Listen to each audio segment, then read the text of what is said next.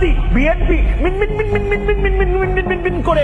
ভারতীয় channel Republic টিভির খবরত গত মঙ্গলবার দাবি করা হয় গ্রেপ্তার চিন্ময় কৃষ্ণ দাসর আইনজীবী সাইফুল ইসলাম আলিফ নিহত এই পুলিশের হামলায়। এর আগে নভেম্বর 6 তারিখে রিপাবলিক বাংলার খবরত হওয়া ফেরিস উদ্ধায় গিয়ে প্রধান উপদেষ্টা ডক্টর মোহাম্মদ ইউনূস ছাত্র জনতার গণ অভ্যুত্থানের শুরুতে নেই এইভাবেই ভারতের সংবাদ মাধ্যম ইউনিট একের পর এক বাংলাদেশ বিরোধী গুজব ছড়ানোর। আগস্টের 5 তারিখ সরকার পতনের পর তা আরও ক্রমাগত বাহ্যিক। গত মঙ্গলবার চট্টগ্রামের নিহত আইনজীবী সাইফুল ইসলাম আলিপুরে সম্মিলিত সনাতনী জাগরণ জোটের মুখপাত্র চিন্ময় কৃষ্ণর আইনজীবী দাবি করে খবর প্রচার করা হয়েছিল ভারতের বিভিন্ন গণমাধ্যমত।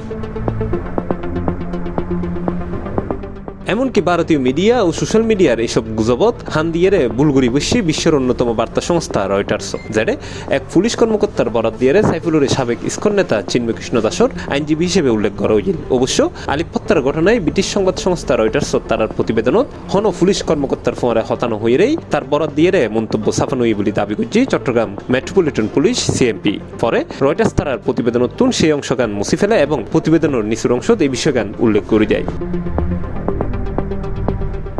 শুধু গণমাধ্যমই নয়, পশ্চিমবঙ্গের বিজেপি নেতা শুভেন্দু অধিকারীও তার এক্স বার্তাত ডাহাত কলেজ ছাত্রলর সংঘর্ষের ভিডিওরে হিন্দু অলরুদ্ধে অত্যাচার হয়ে চালাই দিয়ে। ফলে প্রশ্ন উঠি ভারতের বিজেপি নেতা এবং গণমাধ্যমহীন হঠাৎ করে বাংলাদেশ লইয়া তো গুজব কিল্লে সৃষ্টি করেন।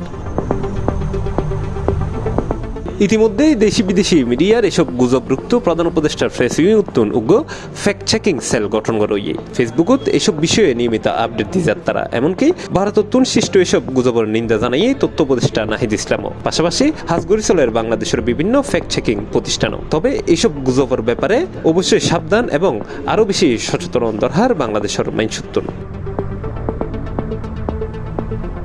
কেউ কেউ হর ছাত্র জনতার অভ্যুত্থানত আওয়ামী লীগ বা শেখ হাসিনা সরকারের এই পতনরে হনভাবে মানি লইতে না পারে ভারতের নরেন্দ্র মোদী সরকার। আর তাই এখনও তারা নানানভাবে চেষ্টা চালাই যার বাংলাদেশত উগ্র অস্থিতিশীল অবস্থা তৈরি করে পুনরায় যেন শেখ হাসিনারে ক্ষমতাত ফেরন সম্ভব হয়। কিন্তু তা কি আদৌ সম্ভব ইয়ে নিয়ে এখন বড় প্রশ্ন।